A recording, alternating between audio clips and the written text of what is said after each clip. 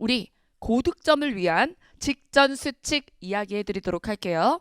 자, 뭐 국어는요. 사실 이제 암기 과목이라고 할 수가 없어요. 그래서 문법 규정 어휘 한자 이 부분만이 암기 요소가 있는데 근데 그 부분에서도 사실 문법 규정 같은 경우는 암기만 한다고 되는 것도 아니죠.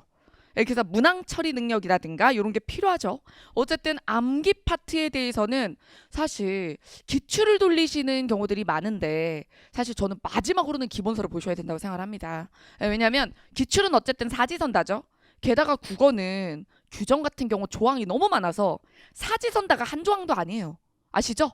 주섬주섬 모아가지고 그렇기 때문에 여러분들이 기출을 두꺼운 걸 돌린다고 해도 어쨌든 막 한글 맞춤법도 조항이 얼마나 많아요. 그렇기 때문에 머리에서 그 카테고리 정리가 안 되고 이런 거야.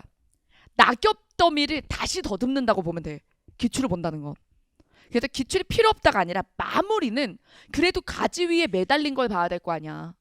그래서 문법 규정도 기본서로 싹 보는 게 맞다. 마지막으로는. 그 다음에 어휘 한자는 뭐 말할 것도 없는데 그렇죠. 이제 와서 막 안 했는데 이제라도 해야 될까요? 그러면 저도 그래요. 이제 와서 뭐 이런 그러니까 어쨌든 자 그래서 암기 파트는 기본서를 원합니다. 자 그 다음에 독해 파트는 해야 될 일이 있어요. 자 여러분들 약점 유형 파악이 돼야 되는데 전 진짜 전방위적으로 나와요. 저는 틀리는 유형이 막 어떨 때 주제도 틀리고 구조도 틀리고 막 내용 확인도 틀리고 추론도 틀리고 막 다 틀립니다. 그러면 공통점을 찾으려고 노력을 하는데 유형으로 못 찾겠잖아. 유형으로 찾으면 되게 쉬워. 유형으로 찾으면 그 유형에 대해서 몰아풀기를 좀 해주면 되는데 근데 유형이 아니다. 발문 유형이 아니다. 아 그러면 제재인가? 제재도 아니다. 제재가 뭔지 알죠? 지문에서 다루는 소재. 뭐, 난 과학기술에 약해라든가, 난 철학에 약해라든가, 이런 공통점이 표집이 안 되면 하나예요. 자, 발산형 사고 이거밖에 없어요. 자의적 사고 개입인데 이거는 자기 자신이 자가 반박하는 수밖에 없거든요. 그래서 지금까지 틀린 문제들을 싹 보면서 내가 문제를 풀 때 지문에서 주목했던 부분이 옳으냐.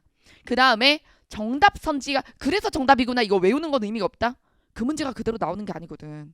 그래서 뭐 하냐면 내가 정답보다 먼저 고른 그 오답 있죠. 나한텐 가장 매력적이었던 그걸 고를 때의 나의 생각과 그것을 자가 반박하는 나의 생각에 부딪혀 싸우고 끝을 내야 돼요. 그게 마지막으로 해야 되는 일이에요. 독해는 치열하게 끝까지 나를 물어 뜯어야 됩니다. 근데 아무래도 시험이 가까워지면 벼락치기 하는 파트들이 생기기 때문에 암기 위주로 학습이 돌아요. 공시는. 근데 그거 아십니까? 암기 위주로 학습이 돌면 독해가 줄어들잖아요. 그러면 독해 능력은 후퇴를 해요. 잡아놓는다고 그대로 있는 게 아니거든요. 그래서 사실 시험 직전 일주일만 독해를 안 해도 훅 달라집니다. 독해는. 배신한다고 여러분들을. 그간 내가 너한테 얼마나 투자했는데 가만히 안 있어줘요. 며칠만으로도 뒤로 이렇게 후퇴를 하는 게 독해 능력이에요. 그러니까 계속 만지작거려야 됩니다. 독해는 늘. 자, 그 다음에 오전 훈련, 오후 이해, 그리고 이제 야간 암기. 이게 학습에서 가장 중요한 툴이라고 생각하시면 돼요. 시험 때까지. 자, 오전의 훈련이라는 건 모고, 문제풀이. 이런 식으로 빠르게 인출. 머릿속에 있는 것들을 꺼내는 건 오전. 그 다음에 오후는 강의 듣고, 그리고 기본서 읽고 막 이런 것들에 이제 투자를 하세요. 그 다음에 단순 암기. 이건 잠자기 전에. 이게 가장 최고의 효율을 만들 거예요. 자, 그 다음에 1교시가 100분 단위로 움직인다. 하나의 교시를. 여러분, 시험장에서 100분 동안 어디 갈 거야? 쉴 거야? 엎드릴 거야? 아니죠. 100분을 팍 돌려야 되죠.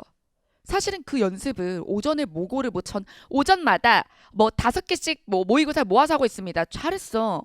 근데 그것만으로 될까? 그냥 이제부터 100분에 한 번 쉬라고. 아니면 120분에 한 번 쉬든가. 쉬는 시간을 그래서 저는 사실 50분, 10분, 50분, 10분 왜 그래야 되는지 모르겠어요.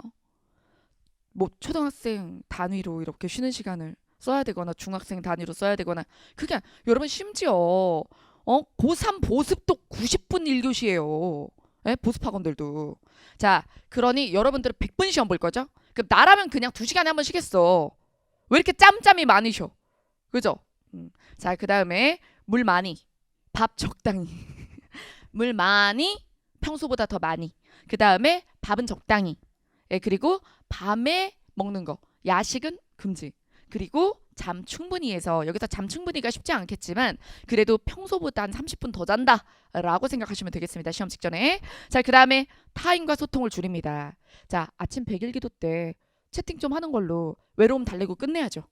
예, 그리고 막 하루 종일 막 컴퓨터를 들락날락거리고 그치, 그러면 안 돼요. 그냥 불안감만 더 증폭됩니다. 자, 소통은 자, 현실적인 사람이든 비대면이든 줄이세요. 소통 줄이고 부모님이랑도 줄이세요. 그죠? 그래서 좀 부탁하세요.